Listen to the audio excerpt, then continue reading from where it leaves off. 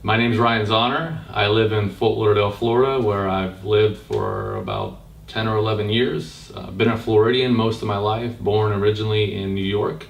Married to my wife Erica, who's originally from Ecuador. She moved here in 1998. We have 3 beautiful children, Gabriel 5, Abigail is 3, and Samantha, our newborn, is 6 months. My wife and I have definitely seen a progression in our involvement with the church, probably starting in 2013 and 14. That was a season of my life where I was radically changed. In the beginning of 2014, I would call it a dark cloud that kind of came over me. Not my family, but just me. It was basically my walk with the Lord where He began to demolish my foundation and rebuild it. This was a year and a half, almost 2 years of, I would call it severe depression, severe anxiety, panic attacks, indecisiveness, and didn't know where it was stemming from.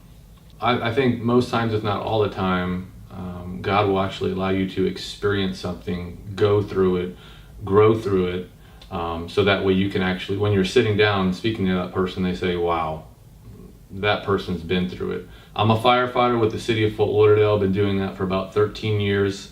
If you know the fire service, you know that we're constantly running calls. It's traumatic calls, it's bad car wrecks, it's running into burning buildings. It's a stressful time.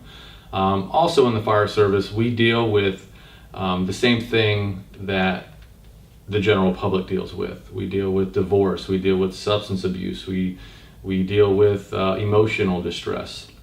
So that season that I came out of, we entered into a time where the department was looking for a program to help the firefighters deal with certain issues, and that's where we entered into peer support.